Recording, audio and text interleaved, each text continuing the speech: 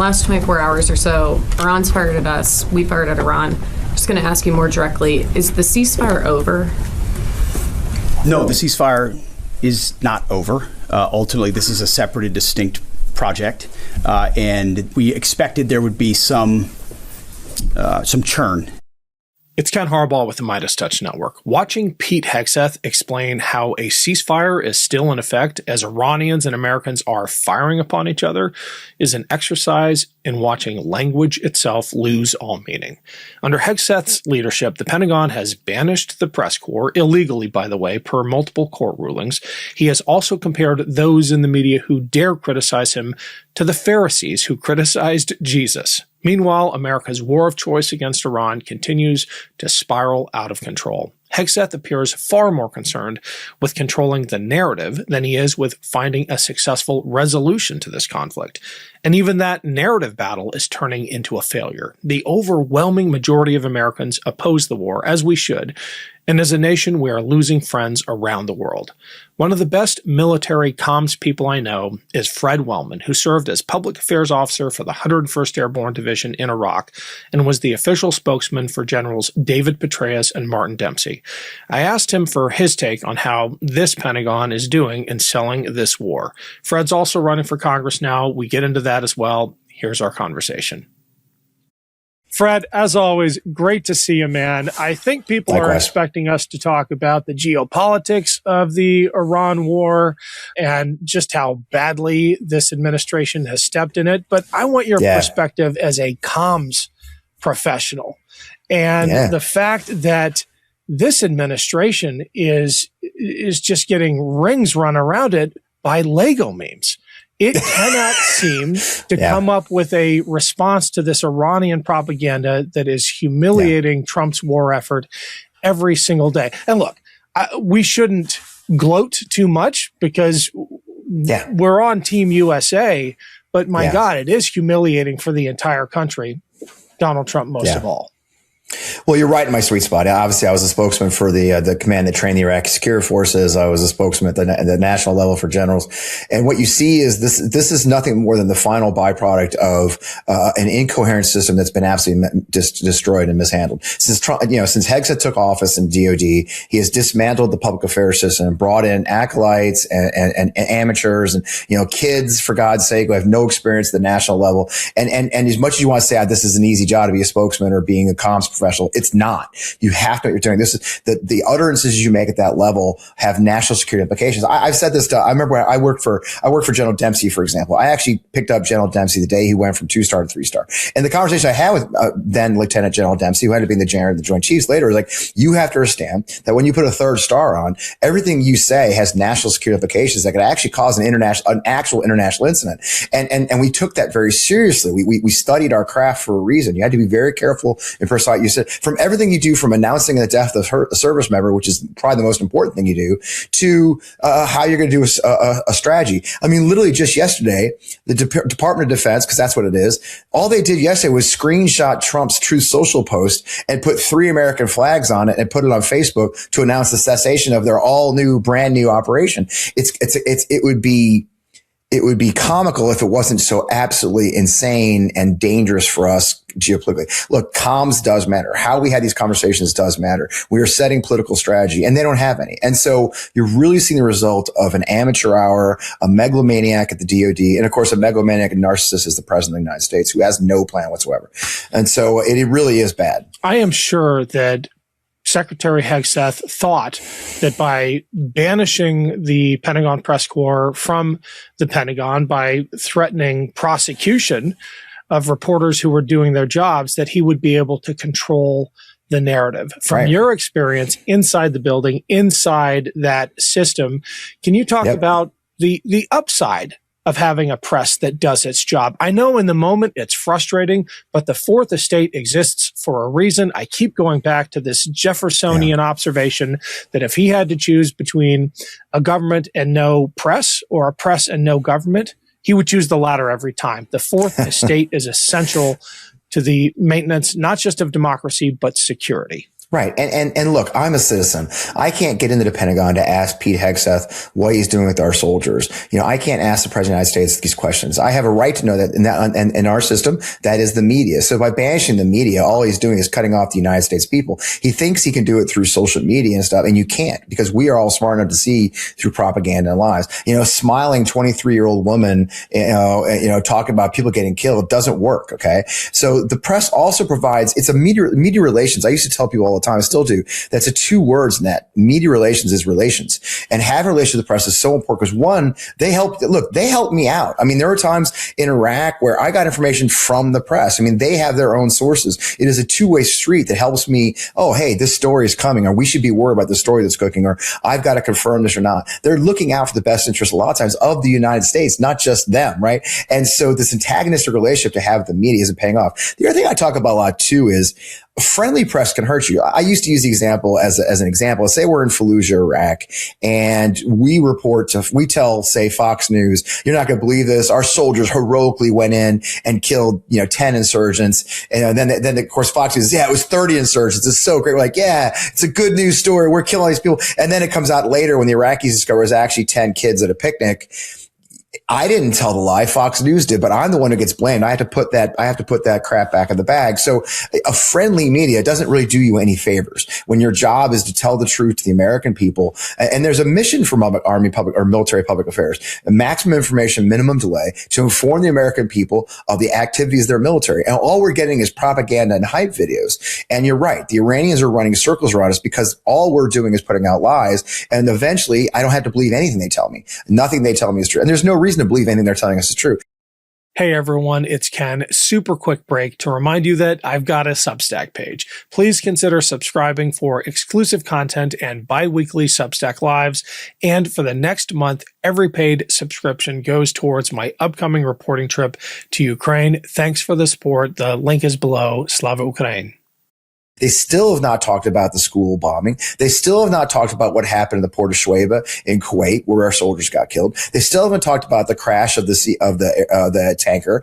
Again and again, they're lying to us. And we as Americans have a right to know what is happening to our sons and daughters that we placed in the care of the United States government. And that's what angers me in the end, is both just as a retired military officer, a retired spokesman, but also now as a current candidate for Congress. I'm angry that my citizens, the people we're supposed to represent, have no idea if their sons and daughters are safe or in the hands of someone who isn't dangerous. And I would argue right now that I believe many of our sons and daughters are under the control of madmen who have no respect for their lives, have no respect for their safety, and they're just pawns in a larger game. And I have no reason not to believe that from their own behavior at this point. I couldn't agree with you more, and we're definitely going to get to your campaign, which is a classic sneaker campaign. Can't wait to see it develop and surprise the Republicans. Yeah. But I would also submit, when it comes to the job of the media, that a Pentagon that is immune to feedback,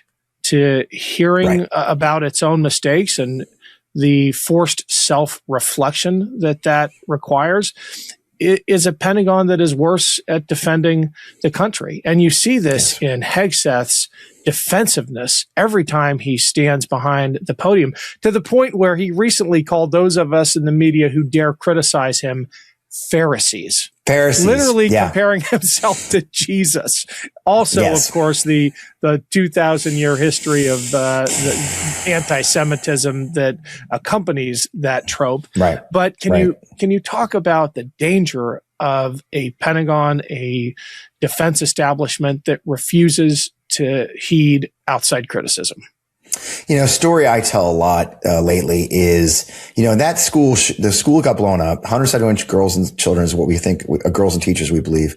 We do know pretty well that it was a U.S. missile that sent it. Yeah. And you and I know as professional military officers from our careers that there's a young man or woman who pushed that button, that they loaded those coordinates in the computer. They pushed the button that launched that Tomahawk missile. And the minute the news stories came out that a school had been blown up, that those missileers all throughout the theater went into their data sets and looked to see if it was them. Right now, there's a young man or woman, one of our sons and daughters I like to highlight, who knows that it was their missile that killed 171 girls and teachers. They know that. They know that, right? Now, we owe it to them to find out, was it bad intel? Was it a bad coordinate? Was it just a mistake? Was it on purpose? But there's a young man or woman who's going to carry that with them the rest of their lives. The same thing goes with the commanders of the troops that were in the Shoaib port with no overhead protection against drones. After a 3-year war against Iranian drones going on in Ukraine, we were not prepared for Iranian drones. We owe it to the rest of that theater to find out what happened and make sure it never happens again.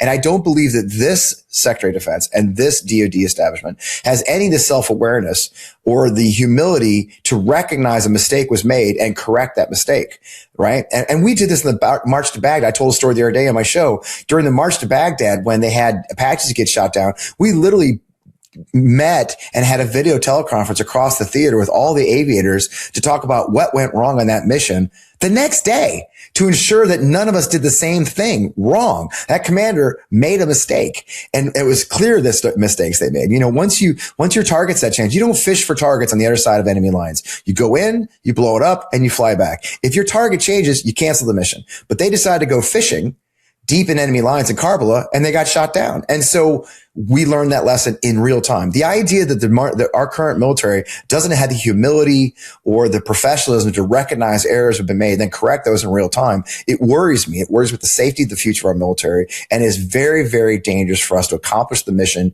in any real form. And you see it in ways like, congratulations, it's now a new mission. Oh, never mind, we canceled it 12 hours later. I mean, they literally have no idea what they're doing.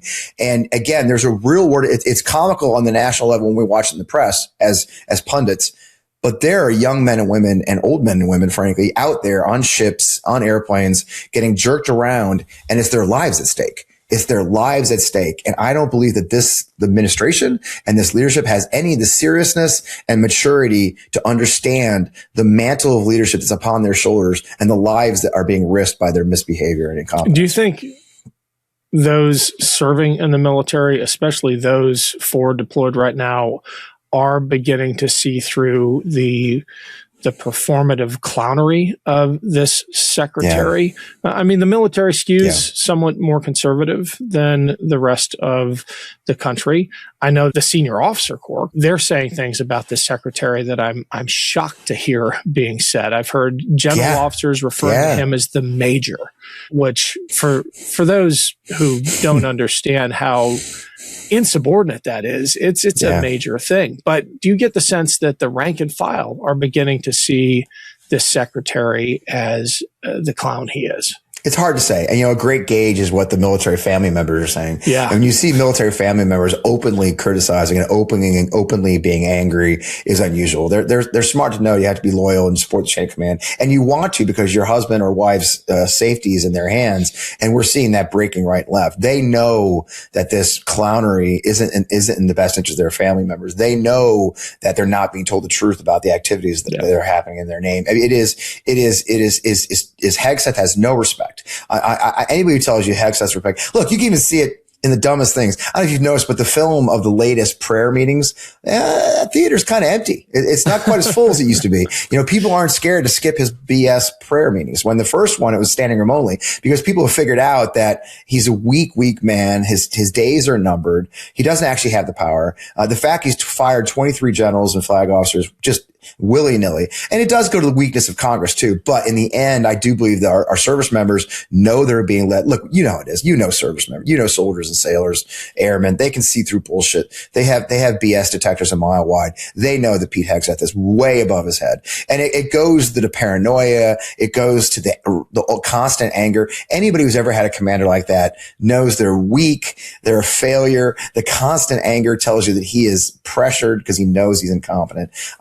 It makes me nervous. I still have at least one family member serving in a capacity within the military, and it makes me very nervous to know that they're stuck with this clowning. Tell us about your race for Congress. Give us the update. I'm running for Congress. Yeah, out here in Missouri, 2nd District, just outside of St. Louis. We've got an incredible race. It's funny, we are flying under the radar, I guess, which is my style as an old Air Scout. Because I think a lot of people, I'll call nationalists, say, oh, Missouri, why are you calling me? Because we really do have a chance to flip this seat. My opponent's been in office 13 years. She's never held a town hall is the most obvious thing. But what it really goes to is a larger disrespect for the people she's supposed to represent. Ms. Wagner has not represented the people here. We know it. We go all over the district. I've made it a priority to be out in the district all the time, throughout the district, both rural and suburban. And what I constantly hear from both parties is they're frustrated they're not being represented in Washington, D.C. So I'm running because in the end, for the many reasons I just talked about, Ken, we are not being led by competent people. The Republican doormat Congress is allowing this administration to just do whatever they want. The perfect example for me was yesterday when they declared the end of Epic Fury and the beginning of Project Mission. I don't even know what it is. To get around the fact that they're already blown through the War Powers Act. Again and again, Americans see right through this. And the fact is, here in Missouri, in our rural parts, we have several hundred farmers in my district. They know they can't get the fertilizer they need. They know gas prices through the roof. So their lived reality of what we're living here in the real world versus what we're being told on Fox News and by this administration and by the Congress is very, very different. So I'm running because I believe working people should have somebody who understands what it's like to, in their lives, get that grocery cart and go to the checkout and pull their debit card out and have to check the bank account first to make sure there's enough money in the bank account to run the debit card to buy that basket of groceries. Because right now, millions of Americans are making that choice because gas is through the roof. Food is through the roof. Healthcare is through the roof. 77% of Americans just reported to a CBS News poll that they are not able to pay all their bills. Just this morning, Kevin Hastert was grinning on TV saying he was talking to the major banks and they love it that, people are spending their credit cards like crazy. I mean, think about that, Ken. He's bragging that the banks are getting more credit cards. Why are we spending money on our credit cards? Because we don't have any cash. The idea that's good. He's smiling on TV like this is good news that people are using more credit cards now. They're broke. And the first thing that's going to happen is cars are going to stop being paid off. And then credit cards are going to stop being paid off. And then houses are going to go into foreclosure, which we have a record high from. It's the highest since the pandemic. So again and again, the reality we're living out here for the majority of Americans is not the reality of those in Washington, D.C. So I'm running here outside of St. Louis to send someone to Washington, D.C. finally who's actually had a lived life, has been in the shoes of a working class American family, and understands what it means to represent those people in Congress. So I feel good about the energy we have in the district. I feel great about the support we're getting nationally. I feel wonderful about the labor unions supporting us, endorsements from some of you like Senator Andy Kim, who's a great guy, and Chris DeLuzio and Ted Lieu. I mean, I think we've got the right people and we've got the right moment, and this is a chance to really flip a seat.